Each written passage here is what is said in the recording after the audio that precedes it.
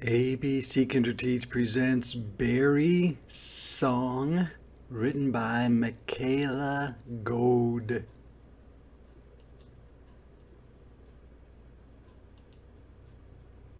On an island at the edge of a wide, wild sea, a sea is a bit like an ocean, but often smaller.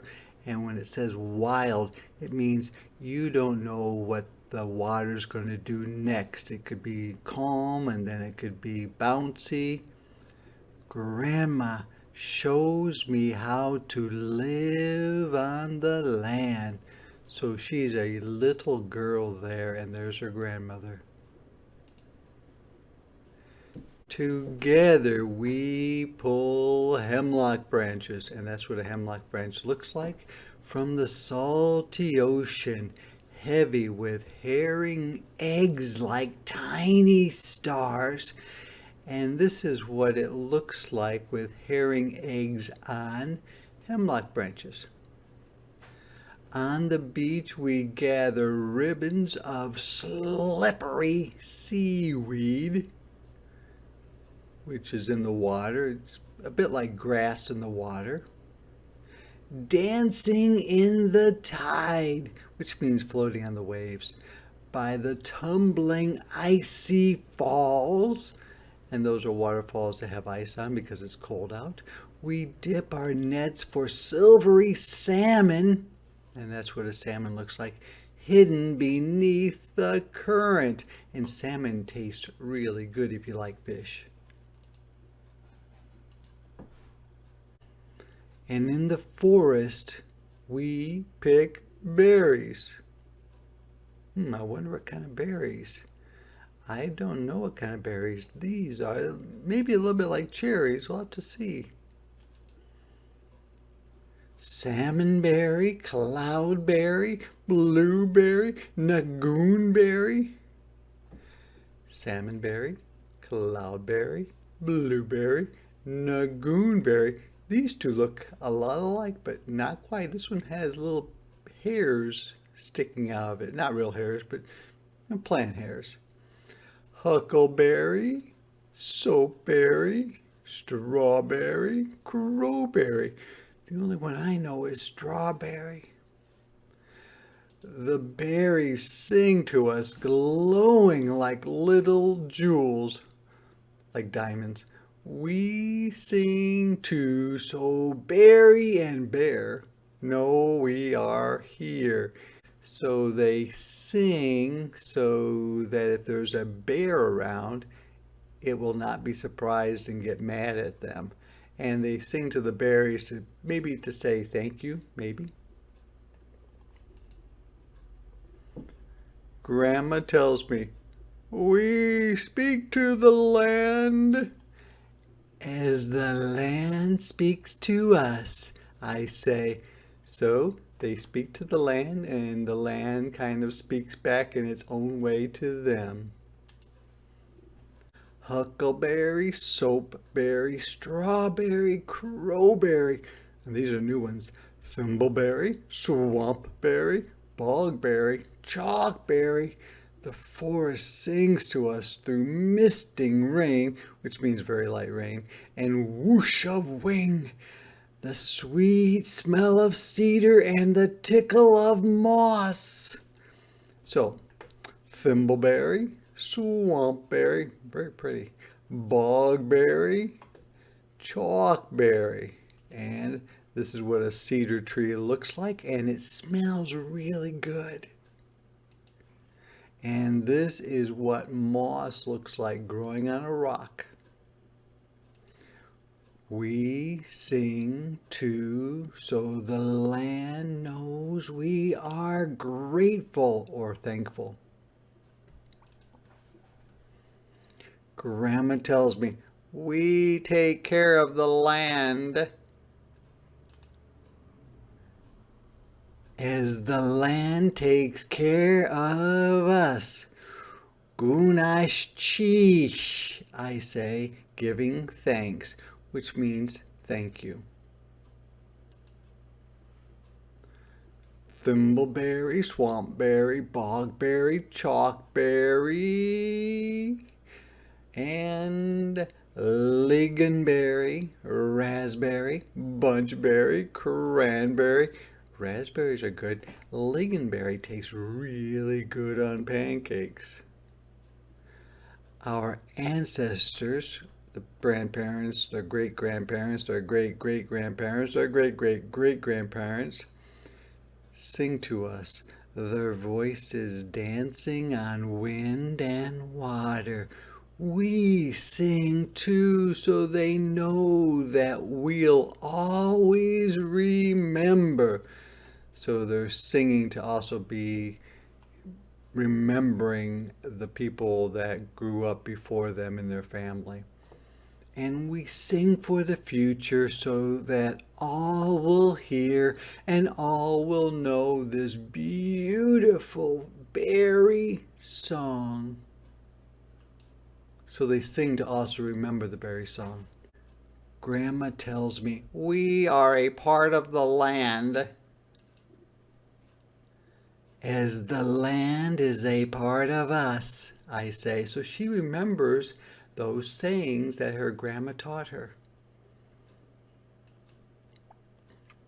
The ocean sings to us, rolling ashore like a beating drum. It goes splash, splash, splash, or crash, crash, crash. We sing too, so the tides know we are home. And tides are just the rising and falling of the sea or ocean on the beach. Together we make salmonberry syrup and cranberry marmalade. And marmalade is a jelly made from fruits like oranges until the kitchen glows like a summer sky. It's filled with colors and light, I guess. We feast, eat a lot of, on huckleberry pie and strawberry crisp, raspberry scones, and that's what a scone looks like, a raspberry scone, and freshly whipped soapberries. We share gifts of blueberry jelly and nagoonberry jam. Gunash cheesh, I say, giving thanks. Which means, again, thank you.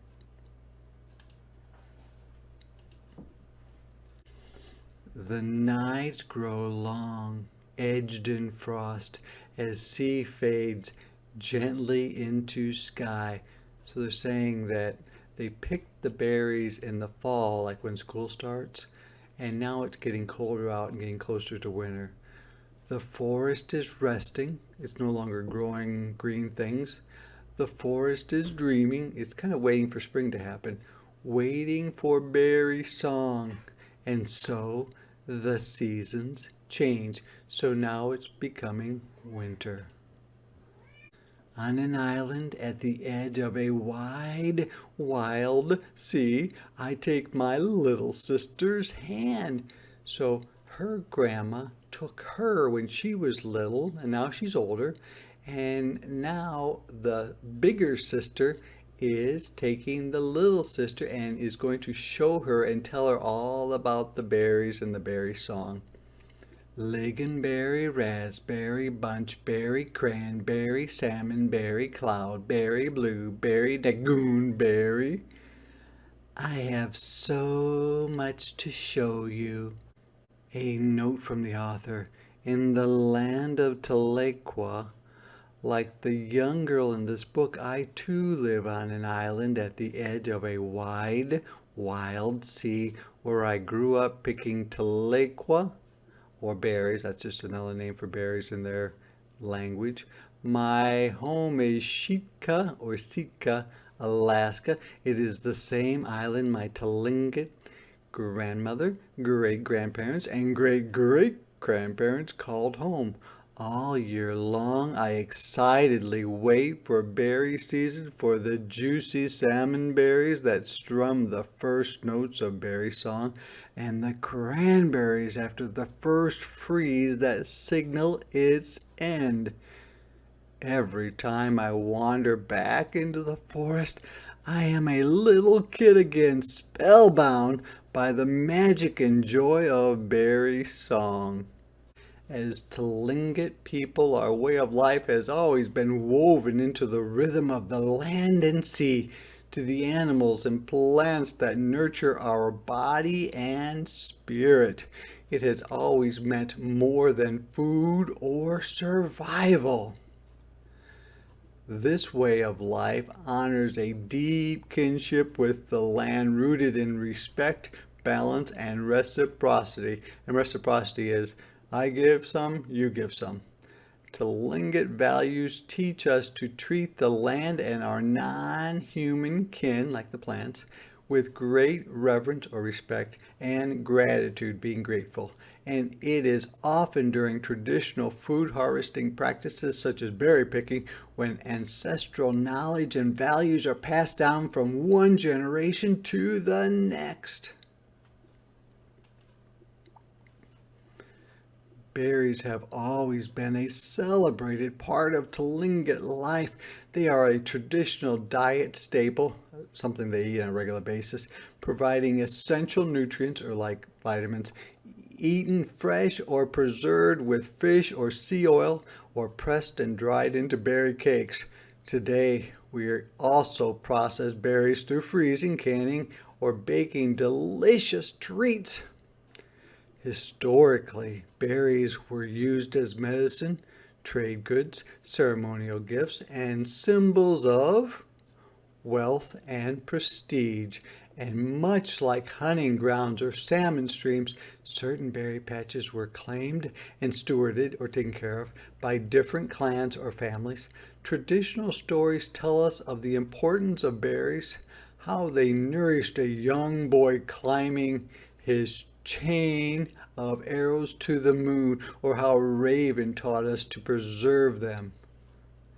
Berries are one of the most important foods brought out during a kuiks, a major ceremonial and often memorial gathering. Berries hold great symbolic, the symbols, and spiritual or religious significance. They connect us to land, community, and culture. They remind us of home. When I am out picking berries, I feel rooted in the land. If I am sad or troubled before entering the forest, I always leave happy. Berry picking is medicine. It makes her feel better.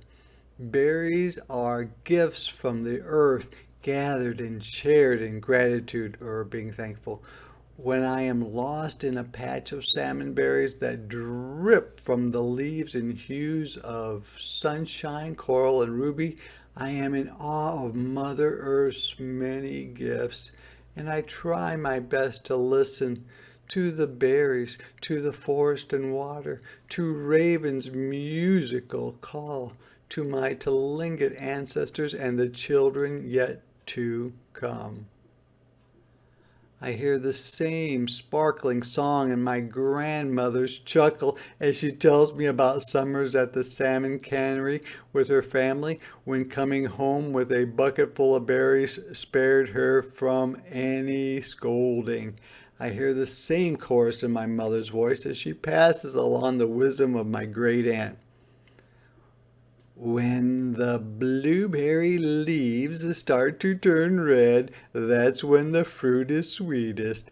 And I hear that same melody in my young nephew when together we sing and sway through a mountainside meadow, our hearts, much like our buckets and baskets, full to the brim or top. Gunashchish, I teach him to say, giving thanks. The song is everywhere if you listen. Can you hear it?